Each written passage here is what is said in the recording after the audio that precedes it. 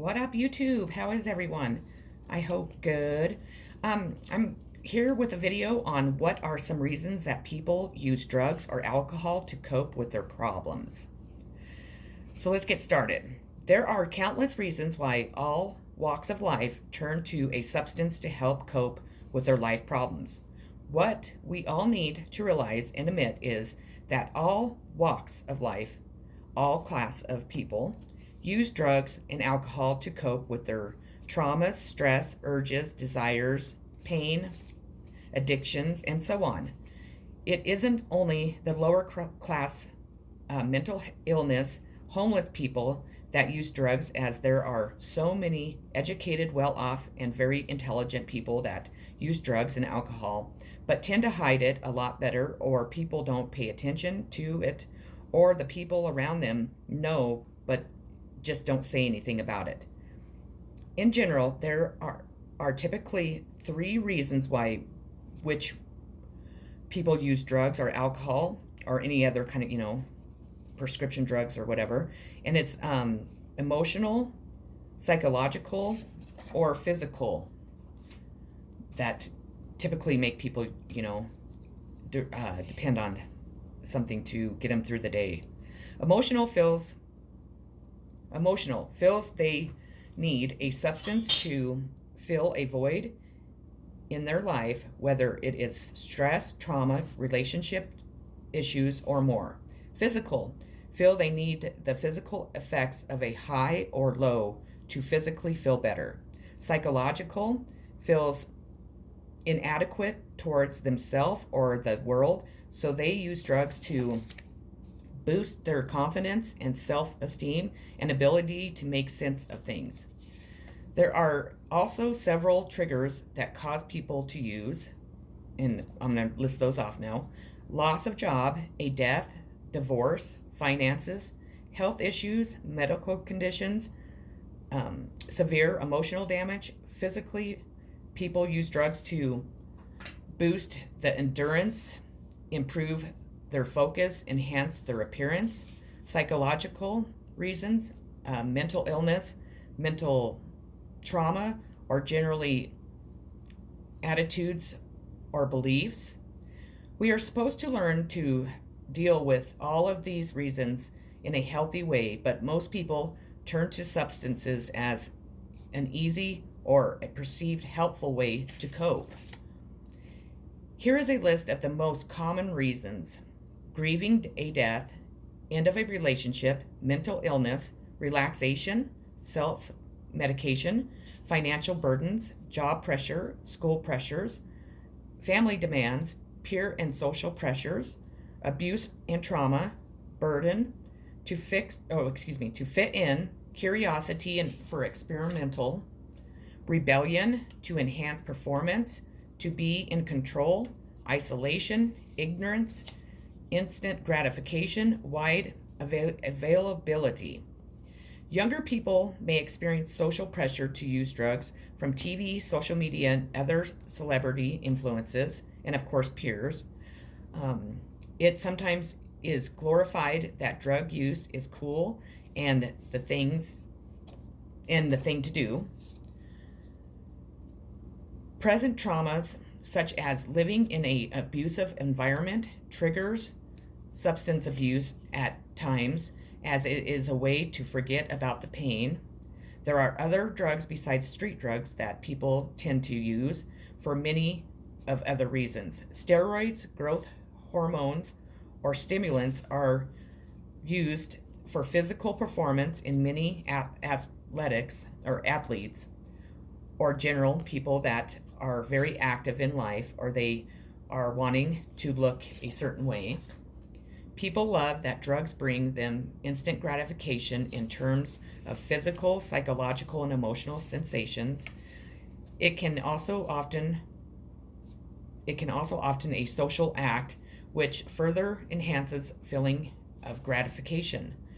Then there are prescription drugs that used to be easy to obtain from your doctor, but recently with so many people addicted to them, the doctors that have overprescribed them for too long are facing jail time. They're being charged with, crimes against, the people are suing them, or the state is.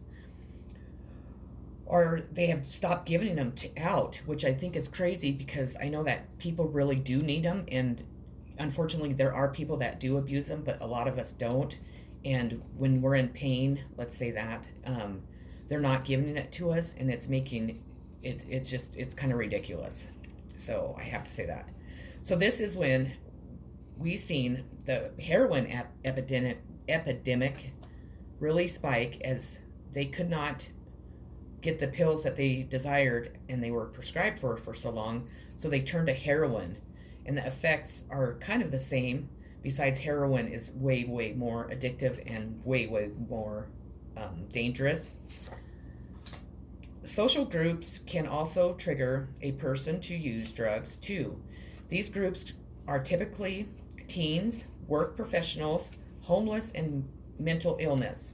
Teens face different kind of triggers, as pressures from peers, social obligations, hormonal changes, and some that I'm not sure of, and I don't remember, and I'm sure I don't even know about.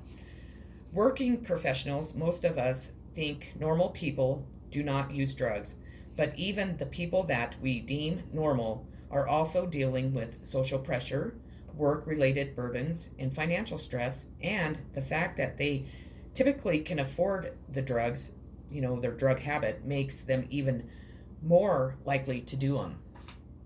Homeless and mental illness. When we think of drug use, we automatically think of homeless and mentally ill individuals, as they typically are dealing with lots of depression, illusions, voices, etc., and they turn to the illegal drugs as some form of help to forget some of the things that they go through, and their, whatever mental illness that they have. It's a lot cheaper and easier for them to obtain. So what takes us from using drug? Okay. It's easier for them to obtain. So this is my next question. So what takes us from using drugs occasionally to addiction? We start to rely more and more on the effects to help us block out what we are feeling, or to have the energy to get all that needs to be done in the day, because we're just so busy anymore. We also can feel as though we are in control when we use drugs, even though we at times are not in control at all. No one intends to become an addict, addicted to anything in life, but life has a way to push us all towards stuff that is not healthy for us.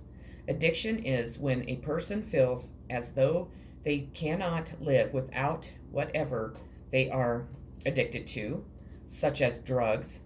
And if you use drugs, I am sure you know that one of the risks of using it is addiction. If you do have an addiction and want help, there are different treatment options that can help you, stop it. The treatments are generally determined by what the root cause is, why you use drugs, family history, your background, and other factors. Everyone, no matter what the answer of why are all able to receive the proper treatment that will help beat the addiction. For those that don't have insurance, I did do some research last night, and I thought they used to have scholarships for people, but these drug rehab facilities they're not helping people. It's pretty much a way of making a living by having people, in and out of rehab and billing their insurance or billing them. And these people were applying for scholarships, and they were, granted them. And these people would, spend 30 days in a rehab and get out on the street and use drugs the same day. So they stopped doing that. And I did try to research how somebody without insurance can go about going in to a rehab, and you have to, I believe, go into a state-funded rehab. So there are answers to everyone's issues. Some insurance companies will not pay, so then it's the same thing, or you pay out of your pocket, or you hopefully can make payment arrangements. Sure, we'd all like to go to the ones in like Santa Cruz or Florida or something, just these dream, rehab places, but you have to be logical and, go to the one that you can afford, or that that that is good, and that isn't, like the ones they were talking about in Florida that were just pretty much billing millions of dollars and making all this money, and nobody was being cured of their addiction. So that's very important. I hope that you enjoyed this video. I hope it provided some information for you. I thought it was an important one to do, so I wanted to share it. I hope you have a great rest of your day, and thank you for stopping by. If you haven't liked or subscribed to my channel, please do. I'm sending much healing, love, positive vibes, and peace always. Take care.